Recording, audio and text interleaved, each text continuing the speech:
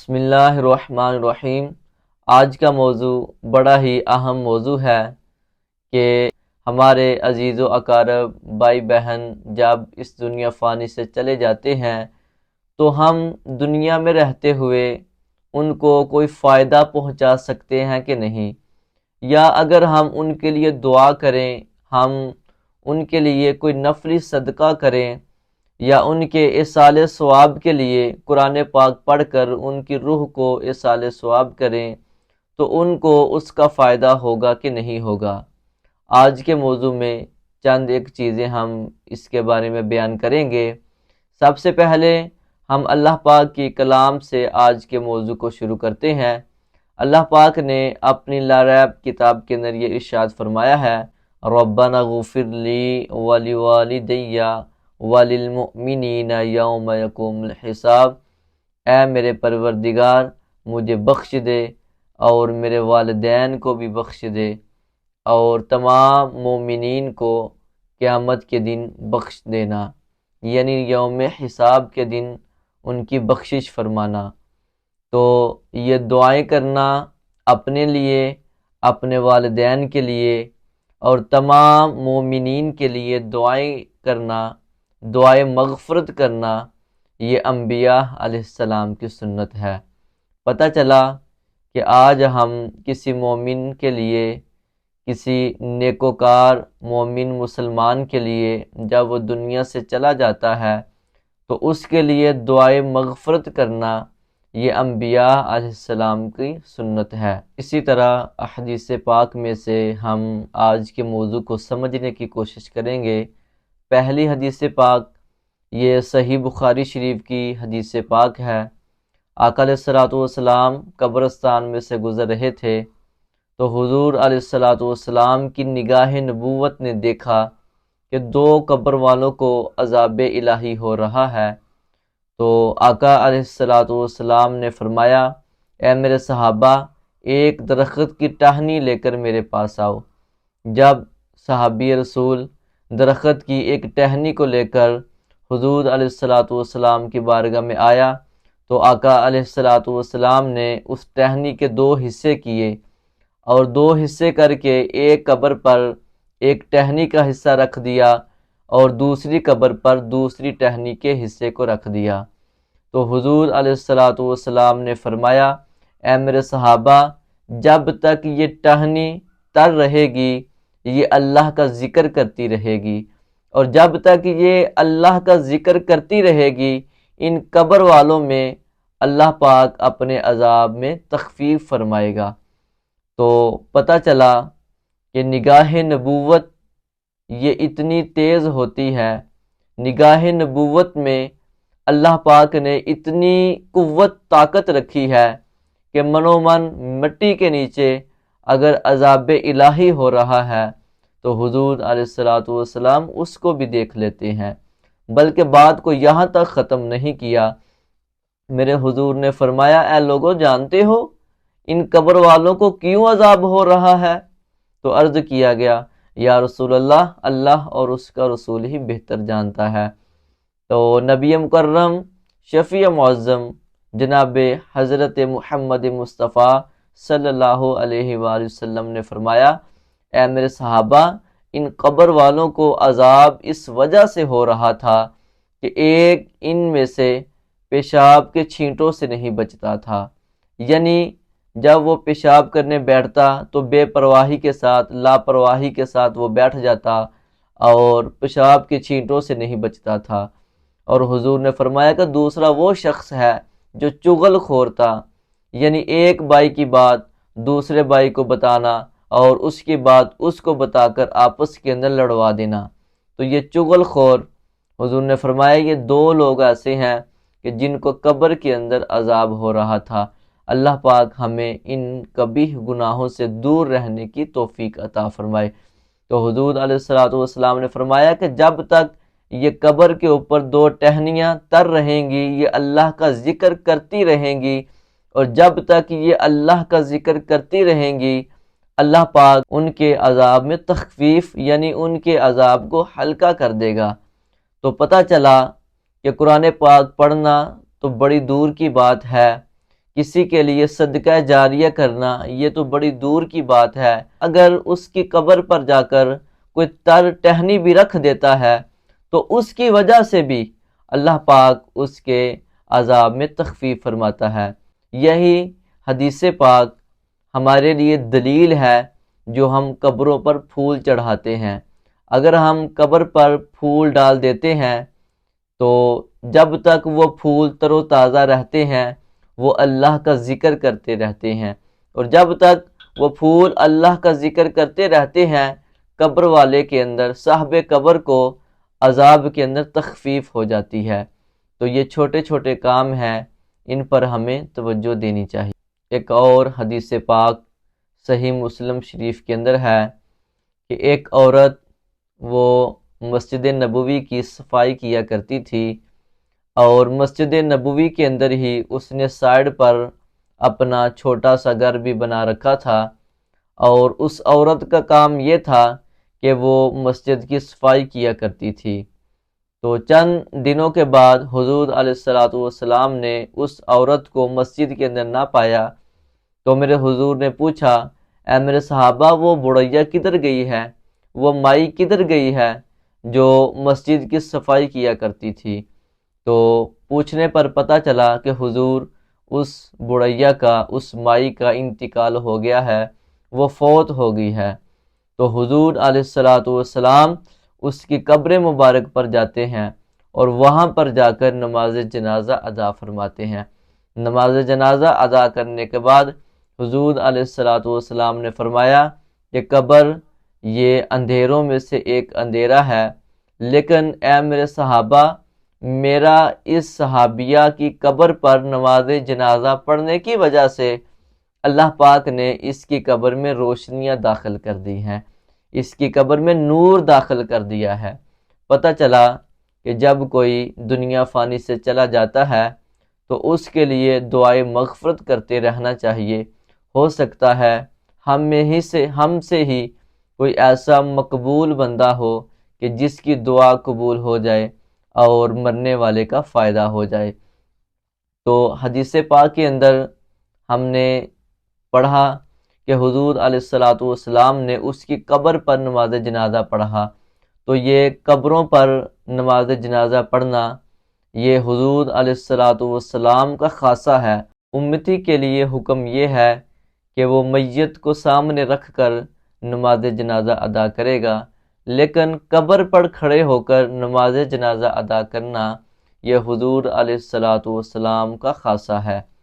تو پتہ چلا کہ آقا علیہ الصلوۃ والسلام کا نماز جنازہ پڑھنے کی وجہ سے اللہ پاک نے اس عورت کو بخش دیا ہے، اس عورت کی قبر کے اندر نور داخل کر دیا ہے۔ تو جو لوگ یہ کہتے ہیں کہ مرنے کے بعد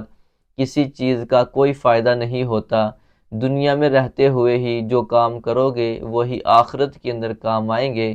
لیکن ایسی بات نہیں ہے۔ اب حضور علیہ الصلوۃ والسلام کا اس قبر پر جا کر نماز جنازہ پڑھنا یہ اس بات کی دلیل ہے کہ حضور علیہ الصلوۃ والسلام کی وجہ سے ہی اللہ پاک نے ان کی قبر کے اندر نور کو داخل کر دیا، یعنی ان کی قبر کو روشنیوں کے ساتھ تبدیل کر دیا،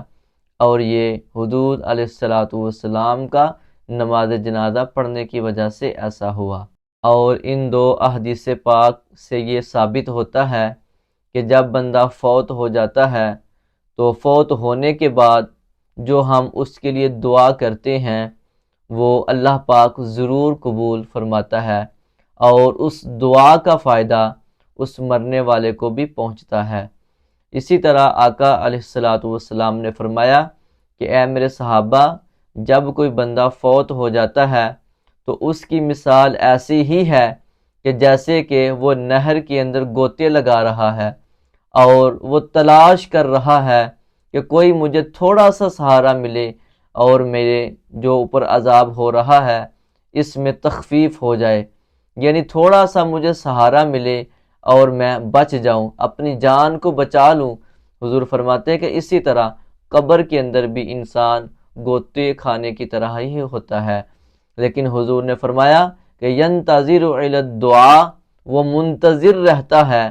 وہ یہ ہر طرف سے دیکھتا رہتا ہے کہ کوئی میرا بھائی، کوئی میری بہن، کوئی میری ماں یا میرا باپ یا کوئی بھی میرا عزیز و اقارب دوست کوئی بھی میرے لیے دعا کرے۔ اور حضور نے فرمایا جب اس کے لیے کوئی دعا کرتا ہے تو اللہ پاک اس سے اس عذاب کو دور فرما لیتا ہے۔ اسی طرح حضرت مالک بن دینار رحمۃ اللہ تعالی علیہ آپ فرماتے ہیں کہ میں ایک قبرستان میں گیا اور وہاں پر میں نے دیکھا کہ پورے قبرستان سے نور نکل رہا تھا، یعنی اس پورے قبرستان کے اندر روشنی ہی روشنی پھیلی ہوئی تھی۔ تو میں نے دل میں یہ خیال کیا کہ ہو سکتا ہے اللہ پاک نے ان تمام قبرستان والوں کی مغفرت فرما دی ہو، ان تمام کے گناہوں کو اللہ پاک نے معاف فرما دیا ہو، جس کی وجہ سے اس پورے قبرستان سے نور نکل رہا ہے، روشنی ہی روشنی نظر آ رہی ہے۔ تو آپ فرماتے ہیں کہ دیکھتے ہی دیکھتے جب میں اس قبرستان کے پاس گیا تو غیب سے آواز آئی، اے مالک بن دینار، آج ایک مسلمان بھائی نے اپنے ان تمام قبرستان والوں کے لیے ایک تحفہ بھیجا ہے، جس کی وجہ سے آج ہر قبرستان والے کی قبر سے نور نکل رہا ہے۔ حضرت مالک بن دینار رحمۃ اللہ تعالی علیہ نے پوچھا کہ ایسا کون سا تحفہ ملا ہے کہ جس کی وجہ سے پورے قبرستان سے نور ہی نور نظر آ رہا ہے، ہر طرف روشنیاں ہی روشنیاں نظر آ رہی ہیں؟ تو بتایا گیا کہ آج ایک مسلمان بھائی اٹھا ہے اور اس نے اٹھ کر 2 نفل ادا کیے اور اس کے بعد سورۃ الکافرون اور سورہ اخلاص کی تلاوت کی، اور ان دونوں صورتوں کی تلاوت کر کے انہوں نے ان پورے قبرستان کے ایصال ثواب کر دیا ہے، اور اللہ پاک نے اس تحفے کو قبول فرماتے ہوئے ان تمام قبرستان والوں میں سے اپنے عذاب کو اٹھا لیا ہے۔ تو حضرت مالک بن دینار رحمۃ اللہ تعالی علیہ فرماتے ہیں کہ پھر میں نے ہر جمعے کی رات کو میں یہ وظیفہ کے طور پر اس عمل کو کرتا تھا، یعنی 2 رکعت نماز پڑھ کر، نفل پڑھ کر، اس کے بعد سورۃ الکافرون اور سورۃ الاخلاص کی تلاوت کر کے قبرستان والوں کے ایصال ثواب کرتا، یعنی جو فوت شدگان تھے ان کے ایصال ثواب کرتا، اور اللہ پاک میرے اس عمل کو قبول بھی فرماتا تھا۔ حضرت مالک بن دینار رحمۃ اللہ تعالی علیہ کو حضور علیہ الصلاۃ والسلام کی زیارت نصیب ہوئی، اور میرے حضور علیہ الصلاۃ والسلام نے فرمایا کہ اے مالک بن دینار، اس عمل کی وجہ سے اللہ پاک نے تمہاری بخشش فرما دی ہے کہ تم ہر جمعے کی رات کو اپنے مسلمان بھائیوں کو تحفہ بھیجتے ہو، یہ عمل اللہ پاک کو بہت پسند آیا ہے۔ اور اسی طرح صحیح بخاری شریف کی حدیث پاک ہے، حضرت امی عائشہ صدیقہ رضی اللہ تعالی عنہا سے روایت ہے کہ حضور علیہ الصلاۃ والسلام سے پوچھا گیا، یا رسول اللہ، میری والدہ محترمہ فوت ہو گئی ہیں، تو کیا میں ان کے لیے صدقہ کروں اور اس کو ان کا فائدہ ہوگا کہ نہیں ہوگا؟ تو حضور علیہ الصلاۃ والسلام نے فرمایا کہ آپ ان کے لیے صدقہ کیا کریں، ان کا فائدہ ان کو قبر کے اندر بھی ہوگا۔ اسی طرح سنن ابو داؤد شریف کی حدیث پاک ہے، حضرت سعد بن عبادہ رضی اللہ تعالی عنہ ہیں، آپ فرماتے ہیں کہ میں نے عرض کیا، یا رسول اللہ، میری والدہ محترمہ اس دنیا فانی سے چلی گئی ہیں، اور کوئی ایسا کام بتائیں، کوئی ایسا عمل بتائیں یا رسول اللہ، کون سا کام میں کروں اور وہ سب سے زیادہ افضل ہو اور میری والدہ محترمہ کو اس کا ثواب بھی پہنچے، کون سا صدقہ سب سے افضل ہے؟ تو نبی پاک صلی اللہ علیہ وآلہ وسلم نے فرمایا، اے میرے صحابی، تم اپنی ماں کے ایصال ثواب کے لیے تم اپنی ماں کے لیے ایک کنواں کھدوا دو، یعنی ایک کھوہ نکلوا دو، اور کھوہ جب نکل جائے گا تو مجھے بتانا، یعنی مسلمانوں کے لیے پانی کا انتظام کرو۔ اور آپ کو پتہ ہے پرانے وقتوں میں، اب تو دور جدید آ چکا ہے کہ آج کل میزائل موٹریں یہ عام ہیں، پانی استعمال کرنے کے لیے، پانی زمین سے نکالنے کے لیے لیکن اس وقت کھو کا رواج تھا کہ جس کسی کو پانی کی ضرورت ہوتی وہ کھو نکالتا اور اس سے پانی اخذ کر لیتا۔ تو اس وقت مسلمانوں کو پانی کی بڑی ضرورت تھی، تو میرے حضور نے فرمایا، اے میرے صحابی، تم مسلمانوں کے لیے پانی کا انتظام کر دو، یہ تمہاری والدہ محترمہ کے لیے سب سے بڑا صدقہ ہے۔ جب نبی پاک صلی اللہ علیہ وآلہ وسلم کو پتہ چلا کہ میرے صحابی نے کنویں کا انتظام کر دیا ہے، تو حضور علیہ الصلاۃ والسلام اس کنویں پر گئے اور جا کر یہ دعا کی اور فرمایا، اے صحابی رسول، یہ تمہاری ماں کا کنواں ہے، یعنی حاضی ہی لأم سعد، فرمایا یہ سعد کی ماں کا کنواں ہے۔ پتہ چلا کہ آج قرآن پاک کی آیہ مبارکہ اور چند ایک احادیث پاک پڑھی، اس سے یہ ثابت ہوتا ہے کہ ہم کوئی بھی کام، خواہ وہ دعا کے ذریعے ہو، یا خواہ وہ پھولوں کے ذریعے ہو، یا خواہ وہ پانی کے ذریعے ہو، یا کسی بھی نیکی والے کام کے اندر جب ہم حصہ شامل کر کے اور اس کا ثواب اپنے مرنے والوں کی طرف کرتے ہیں، یعنی ان کے ایصال ثواب کرتے ہیں، تو اللہ پاک اس کا فائدہ ان مرنے والوں کو ضرور عطا فرماتا ہے۔ پتہ چلا کہ جب ہم میں سے کوئی فوت ہو جاتا ہے اور اس کے ایصال ثواب کے لیے ہم محافل کا انتظام کرتے ہیں یا ہم ان کے لیے قرآن خوانی کرتے ہیں، تو یہ بالکل جائز طریقہ ہے کہ اپنے عزیز و اقارب کے لیے دعائیں کرنا، یہ انبیاء علیہ السلام کی سنت ہے، اور مرنے والوں کو اس کا فائدہ قبر کے اندر بھی پہنچتا ہے۔ یہی ہمارا عقیدہ ہے کہ آج ہم چند لوگ بیٹھ کر اپنے مرنے والوں کے لیے جب دعا کرتے ہیں، تو ہو سکتا ہے کہ انہی دعا کرنے والوں میں سے کسی ایک کی دعا اللہ کو پسند آ جائے اور اللہ پاک اس کی دعا کو قبول فرما لے، اور اس دعا قبول ہونے کی وجہ سے مرنے والے کی بخشش کا سامان ہو جائے، مرنے والے کی بخشش کا ذریعہ بن جائے۔ تو اس لیے ہم اپنے فوت شدگان کے لیے دعائے مغفرت کرتے رہتے ہیں، اور یہ طریقہ کار انبیاء علیہ السلام کا اور صحابہ کرام رضی اللہ تعالی عنہم اجمعین کا